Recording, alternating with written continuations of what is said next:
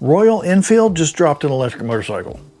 Yeah, that Royal Enfield. The same company that built its reputation on thumping, air-cooled, old-school machines. They just went electric. And they didn't ease into it with some boring name. They called it the Flying Flea. Now that may sound like a joke to you, or something you spray on insects in the garage, but it's not random.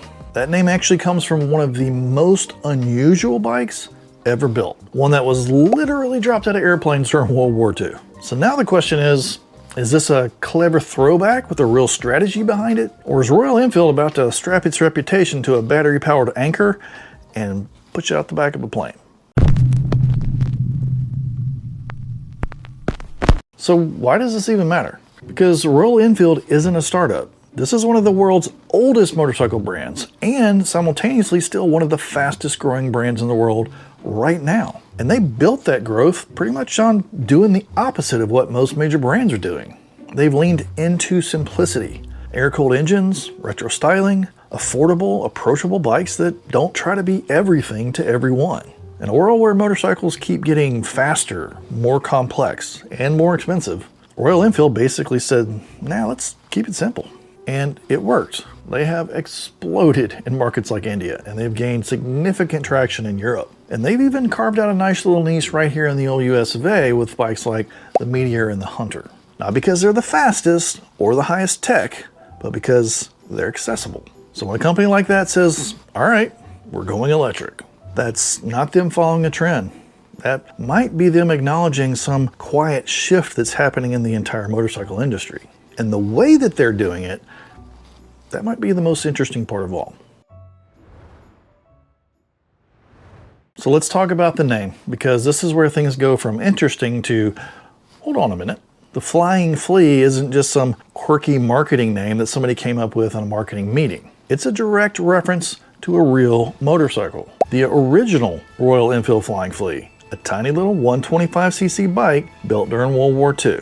And when I say tiny, I mean tiny. Like lightweight, stripped down, no frills whatsoever. Why? Because this thing was designed to be dropped out of airplanes. Literally. British paratroopers would jump into enemy territory and these little bikes would come down with them, strapped to parachutes, so once they hit the ground, they had instant mobility. No roads? Didn't matter. No support? Didn't matter. You had a bike, you could move. It was simple, rugged, and incredibly practical for what it needed to do. So when Royal Enfield brings that name back today for an electric motorcycle, that's not nostalgia for nostalgia's sake. I guess they're trying to tap into that same idea. Lightweight, simple, go anywhere type of mobility. Just reimagined for a completely different era. And honestly, it might be kind of a genius move. Because instead of saying, hey, look, we made an electric bike, they're saying, hey, remember this old gym? All right, so what is this thing in today's world? The new Flying Flea C6 is not trying to be your next touring bike. It's not chasing sport bike performance. And it's definitely not trying to compete with big, high-powered electric motorcycles. This is a lightweight, urban-focused electric motorcycle. Think very short rides, city streets, commuting, running errands, getting from point A to B without overthinking it. And that's an important distinction because a lot of electric motorcycles try to be everything for everybody. They try to be fast, high-tech, premium, futuristic. And what you end up with is something expensive, complicated, and honestly, kind of disconnected from how people really ride today. Royal Enfield looked at that and went, yeah, what if we didn't do that? What if we made something simple, approachable, and actually useful in daily life? Now, visually, this is where things get really interesting. Because instead of going full sci-fi like a lot of EVs do, Royal Enfield leaned hard into that heritage. That front suspension, that's a girder-style fork, a design you'd expect to see on motorcycles from the 1930s and 40s. And yet, here it is, on a modern electric bike. The frame is pretty minimalist, proportions are compact, everything about it looks intentionally designed to be simple. Not stripped down as an afterthought, but just simple. But then you start layering in modern elements. Connected tech? Yes. App integration? Yes. Battery management systems? Yes. How about a phone charging compartment? Yes. All the things you expect from an electric vehicle. So what you end up with is this weird but kind of cool combination of old school mechanical aesthetic with modern electric functionality. It's not trying to look like the future, it's trying to look like the past that accidentally learned how to run on electricity. But if I'm being honest here, it looks so simple that it doesn't even look like an electric motorcycle to me. It looks more like an electric bicycle. I mean, check this out. Listen to this startup. I mean, that sounds kind of cool, but watch this suspension as this dude starts to try to ride this thing. Look at that thing. That is so spongy, it looks like my guy is riding a slinky. That sucker is bending so much. But what do you think? Because we do need to level set expectations here for a second, because if you're expecting this thing to replace your highway cruiser, yeah, that's not happening. This bike is not built for long distance touring. It's not built for high-speed interstate riding. This is urban mobility, short-range riding, stop-and-go traffic, daily commuting. And honestly, that's where electric bikes actually make the most sense. You got instant torque, which is perfect for city riding, no clutch, which is easy for new riders, and low maintenance. That's great for everyday use. But there are trade-offs. Your range is limited, charging takes some time, and once you get out of the city environment, the usefulness starts to drop off quite a bit. And Royal Enfield knows that. They're not trying to oversell this thing. They're defining it very clearly for what it is, and just as importantly, what it isn't. I mean, check out this 0 to 60 time.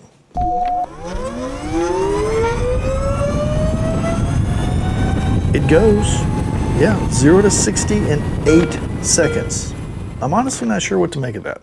Is that fast for an electric bike this tiny? It sounds kind of slow in the traditional sense, but maybe that's fast for an e-bike this size.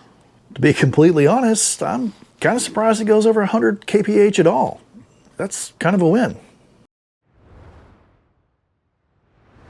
Now look, this didn't just come out of nowhere. Royal Enfield has been working on this for several years. Back around 2023, they started openly talking about EV development. They're testing the waters, feeling out the market.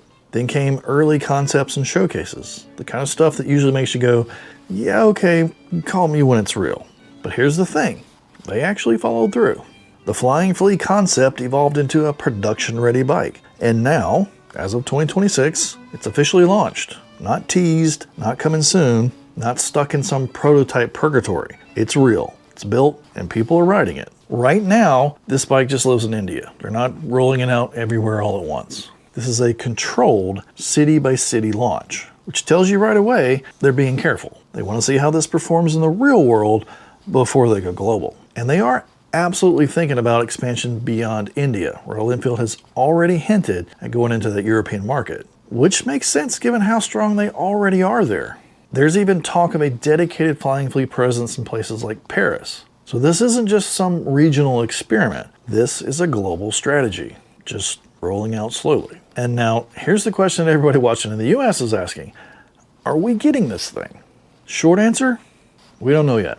There's no official confirmation, and if we're being honest, this is the type of bike that's designed for dense urban environments. Tight cities, short commutes. The kind of riding that's more common in Europe and India than around the US.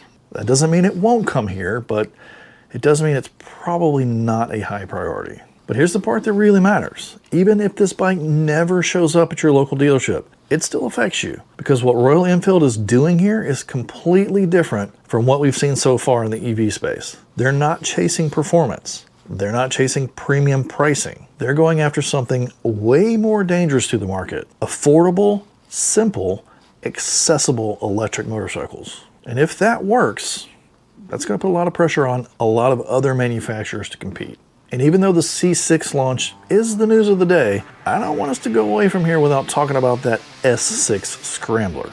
That's right, Royal Enfield is also coming out with an S6 Scrambler version of this Flying Flea later this year. We're talking enduro seat style, 19-inch front and 18-inch rear wheels, a chain drive, dedicated off-road ride mode, loads of rider aids and tech goodies all over the place. This thing looks the part. The stature of the bike fits for an off-road scrambler. This looks cool. This is something I can get behind. It's no spongy slinky that looks like it might break apart over a bad pothole. Will we get one here?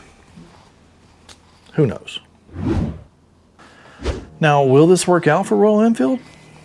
Maybe. I mean, look what we've got in the EV space right now. You've got companies like Zero pushing performance and range. Then you got Harley-Davidson with the Livewire 1. Fast, premium, and priced accordingly. And those bikes are impressive, but they're also expensive and pretty niche. Royal Enfield is going the exact opposite direction.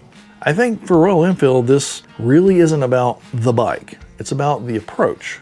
They're trying to enter the EV space without alienating the riders that made them so successful in the first place. They're using heritage, that Flying Flea name, as a bridge.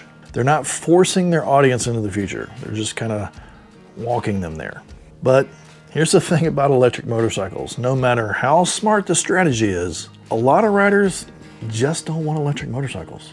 No sound, no vibration, no character. For a lot of people, that's not just a feature. That's the entire experience. So even if this bike is practical and affordable, well designed, the real question is, do riders even care? Or does the lack of that traditional feel kill it before it even has a chance? And that brings us to the real question of the day. Would you hop on one of these bikes? Is this a smart way to introduce electric motorcycles to the rest of the world for Royal Enfield? Or are they about to learn a very expensive lesson? Let me know what you think. And in the meantime, ride hard, stay salty, and we'll see you in the next one.